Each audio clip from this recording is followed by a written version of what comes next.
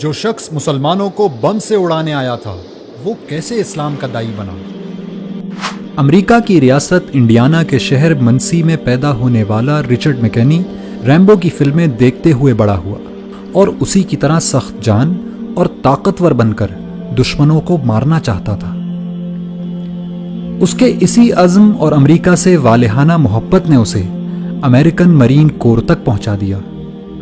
Richard ایک مضبوط جسم کا مالک تھا اور پیشہ ورانہ عسکری مہارت کی وجہ سے ترقی کرتے ہوئے سارجنٹ بن گیا۔ اس نے امریکی فوج کی طرف سے کئی جنگوں میں شرکت کی۔ رچرڈ اس انتہائی خصوصی چھاپا بردار گروہ کا بھی حصہ تھا جسے بوسنیا کے قاتل ملوسیوچ کو زندہ پکڑنے کے لیے بھیجا گیا تھا۔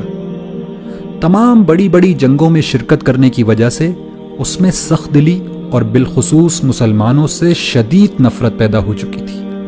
یہ نفرت اتنی بڑی کہ ایک دفعہ جوتے کی دکان میں اس نے 2 برقع پوش خواتین کو دیکھا تو ان کی گردنیں توڑنے کا ارادہ کر لیا تھا۔ اسی شدید نفرت کے سبب اس نے منسی میں مسلمانوں کی مسجد میں جمعے کے دن دھماکہ کرنے کا منصوبہ بنایا۔ اس کا منصوبہ تھا کہ وہ سینکڑوں مسلمانوں کو بم سے اڑا کر اپنی گاڑی میں بیٹھے ان کے چیتھڑے اڑتے دیکھے گا، لیکن قدرت کو کچھ اور ہی منظور تھا۔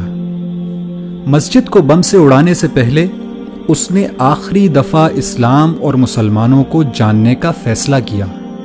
رچرڈ مسجد میں داخل ہوا تو وہاں ایک نمازی نے اس کو خوش آمدید کہا اور پوچھا کہ کیا وہ اس کی کوئی مدد کر سکتا ہے۔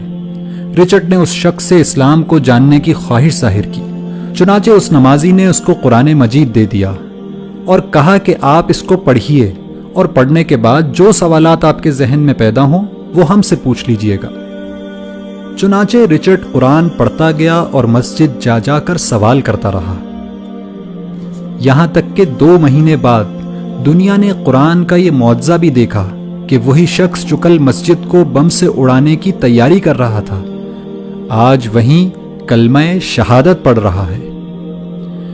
رچرڈ اس مسجد کی انتظامی کمیٹی کا 3 سال تک صدر رہا اور آج مایوسی اور نفرت کے شکار لوگوں کی کاؤنسلنگ کرتے ہوئے امریکہ میں اسلام کی دعوت لوگوں تک پہنچاتا ہے۔ ایک انٹرویو میں رچرڈ نے بتایا کہ قرآن کی اس ایک آیت نے اس کی زندگی تبدیل کر دی کہ جس شخص نے کسی ایک شخص کی جان بچائی اس نے گویا پوری انسانیت کو بچا لیا۔ اگر قرآن کی فقط ایک آیت مسلمانوں کے کٹر دشمن کی زندگی تبدیل کر سکتی ہے تو پورا قرآن کیا کچھ انقلاب برپا کر سکتا ہے۔ لیکن پھر بھی ہماری زندگیاں کیوں تبدیل نہیں ہو رہی؟